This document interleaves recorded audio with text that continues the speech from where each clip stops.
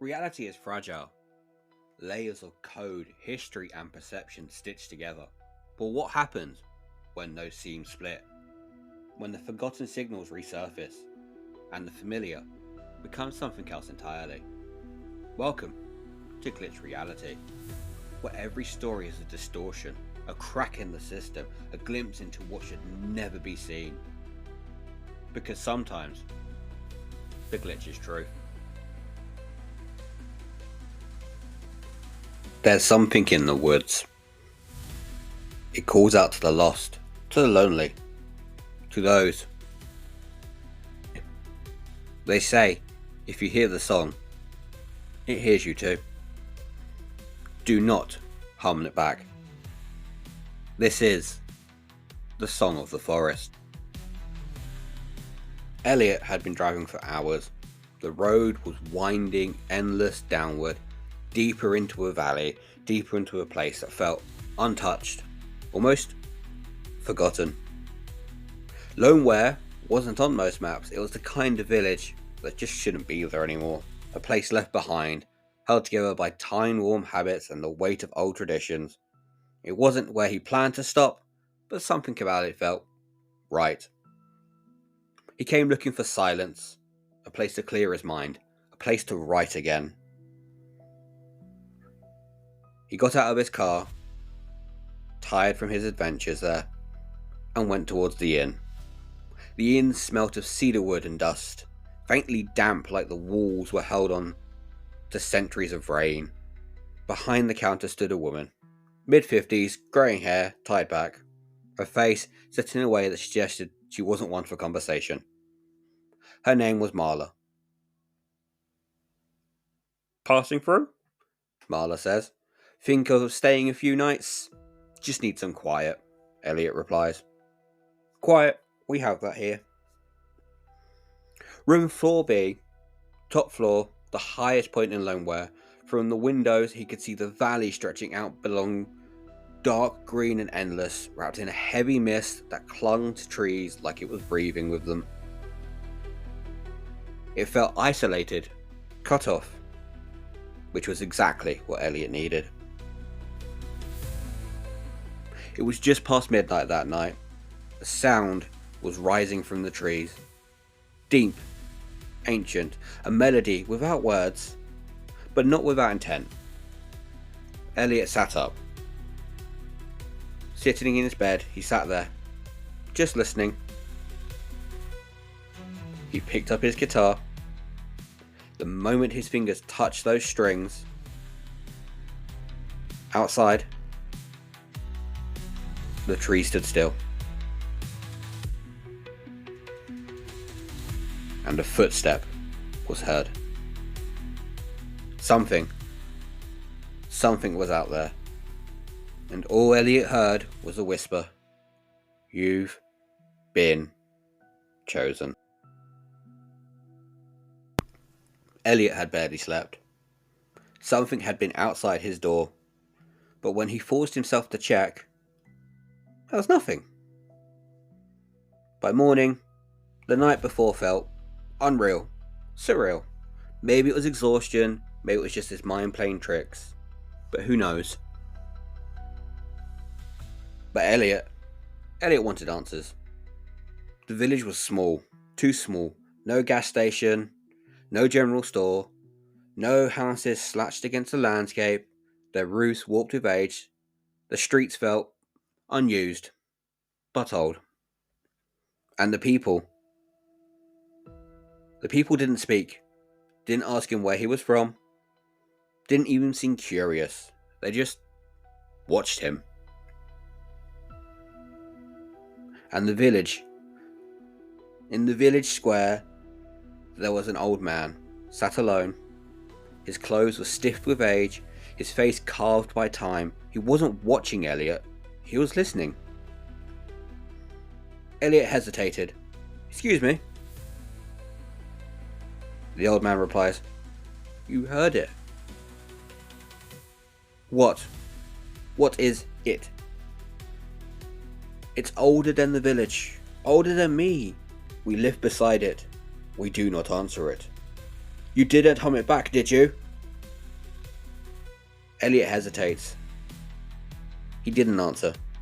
The old man's breathing changes, shallow, unsettled. He grips Elliot's wrist tightly. You have to leave before the full moon, because it knows you're here. Elliot needed to hear the noise again though. It was stuck in his head like an unforgiving rhythm. He played the notes back on his guitar from the night before, but something was wrong. The sound was changing, growing. Where he had heard the one whisper the night before, he now heard two. And in a single clear breath, they said, Elliot. All of a sudden knock at the door. Sharp, loud, but then silence. However, out of nowhere, a slower, more deliberate knock. The hum lingers, woven into the quiet, but there was no one outside. But still, his doorknob started to twist, testing to see if he can get in. And the humming started to begin again. The door was locked. Elliot could see the latch, could feel the weight of it holding firm.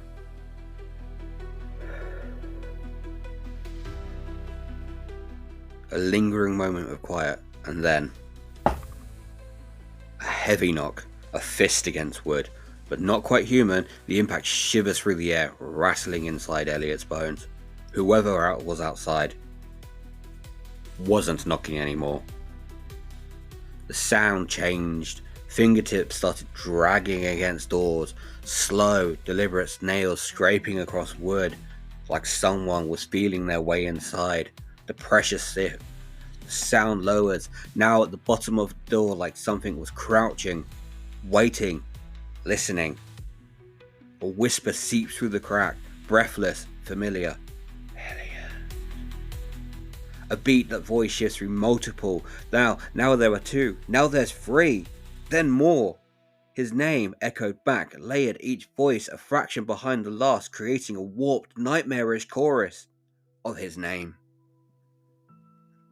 He pressed his back against the wall, breathing shallow, ears straining. A slow inhale from the other side of the door. Like whatever was out there was smelling him. It knew him now. Elliot put his recorder on to run, so he'd catch all of this, so someone could believe him. The small red light blinked.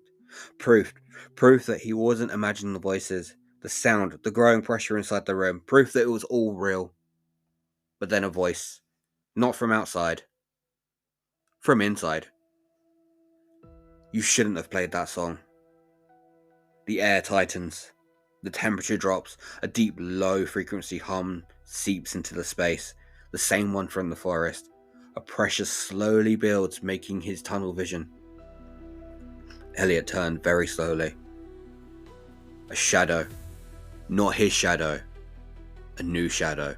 Stretched along the wall, flickered like a candle flame. Despite there being no fire, it moved wrong. This shadow moved independently. And then the shadow turned its head.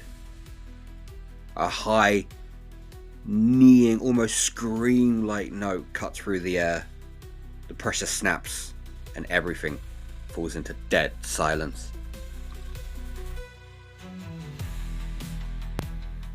After that encounter, Elliot didn't sleep. All he could hear was noises. Footsteps on his wooden stairs. Slow, careful, the sound of a word that changed overnight. The villagers were already outside when he stepped into the square the next morning, watching. Marla spoke to Elliot that morning, the innkeeper. You played it. What did it say to you? Elliot hesitates. In his mind, the voice replays, not his name, but the whisper behind it, a message shouldn't have understood. You are Chosen. Marla speaks to Elliot. Then it's already inside you, and then a brief, sharp silence crows through. The old man from the well was gone too. In his place, a woman, younger, thinner, her skin grey with age, despite barely looking older than 40. She stepped forward, her bones cracked as she moved, like something settled in place after being still for too long. It isn't a song. It's a doorway. Elliot's stomach dropped, because this time, he understood the words. Come to us. Marla comes to the village. You have until nightfall. You need to leave. Now.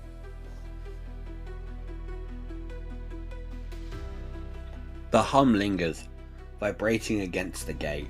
It's no longer just a sound. It's a presence. A pressure in the air, wrapping around the village, sinking into the wood, the earth, the bones, those who have heard it before. A slow creak. The gate was opening. No one was touching it. The villagers do not move. They do not breathe. They are waiting. And then, from the darkness beyond the gate, the figures step inside. They do not walk. A dragging sound, feet moving, but not quite touching the floor, can be heard. They do not speak. A rhythmic ticking, joints shifting unnaturally as if their bodies are being moved rather than moving themselves. And they do not blink. Something is in the air. They were here for him. They were here for Elliot. Elliot stares their faces. Their faces have no eyes. Just dark hollows, as if something had been taken from them. One of them steps closer. Its mouth is still open, still humming. And then Elliot realizes they weren't just singing. They were listening. A slow, sinking horror. The hollow ones are waiting for him to continue the song. The lead figure lifts a hand, pale, unnatural, reaching for him. Marla whispers, "Run." The moment the word leaves her lips, the hum twists, drops in tone, becoming something else, something angry. The hollow one's hand jerks towards Marla. A sickening crack. Marla collapses. No screaming, no gasping, just gone. Her mouth still open, lips trembling like she wants to scream but cannot. They had stolen her voice. A pause, then. They could take more. A rush of movement, and it begins to run, but the villagers do not. They stand silent, heads bowed, accepting their fate. A final whisper from the woman that tried to help Elliot. Get to the roots. The wind howls through, the trees are now shifting, opening up their paths, and behind Elliot, the hollow ones are following. But Elliot stumbles into the forest. The deeper he goes, the less real the world is becoming. The air is thicker, charged, like something watching from beneath the ground. Then, the land slopes downwards. A hole in the earth, not natural, dug long, long ago. Roots stretched over it, like grasping fingers, bones tangled within them. This is where it was buried. A low whispering, the same as the voices as before, but weaker, fading. The hum can't reach them here. The voice beneath the roots. It was there, but it was trapped. Elliot steps forward. The ground is soft. The shrine wasn't built to honor it. It was built to contain it. A distant howl can be heard. The hollow ones are coming. If they find him here, if they unearth what was buried, it will never stop. A choice. A final decision. It speaks and the body follows. He hears from a woman's voice, the woman that saved him.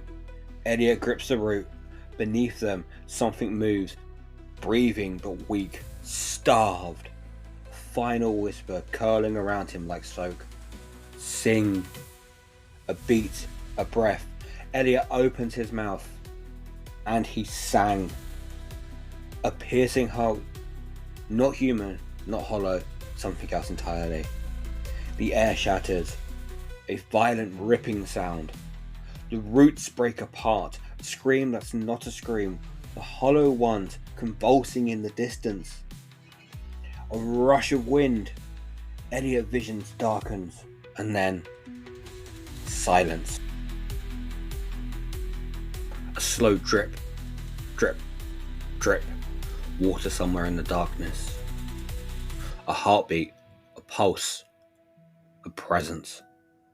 Elliot wakes up. He wasn't in the village anymore. The sky above him is wrong. Darker, stretching further than it ever should. He sits up. The roots that had once trapped the voice are gone. A new carving in the tree. A name. It said Elliot. The forest now hummed. Not in hunger, not in anger, but in recognition. He hums back.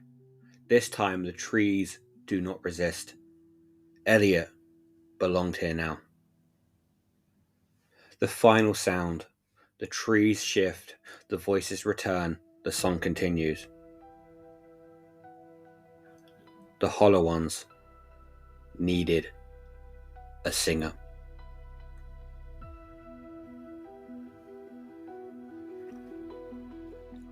Elliot never left the forest. He didn't die. He became part of the story. The hollow ones were never hunting to kill him. They were looking for someone to replace the voice beneath the roots. The song never ends. It only finds a new voice. Right guys, thank you very much. That was The Song in the Forest. Thank you very much for tuning into Glitch Reality. If you found yourself lost in the darkness, be sure to subscribe, leave a review, and share the glitch with others. Every follow helps me keep getting stories out to you more and more on time. And if you really do like us, please make sure to check me out on other podcasts. I have another one in the works, and we have a special coming this Sunday for Mother's Day in the UK. On the 30th, you'll get a special episode, my very first one-off episode. I spent plenty of time writing this one, and I'm hoping you all love it, so you get an extra bonus. But thank you very much, very, very much for listening. And always remember, keep your eyes on the glitch, because sometimes the glitch is real.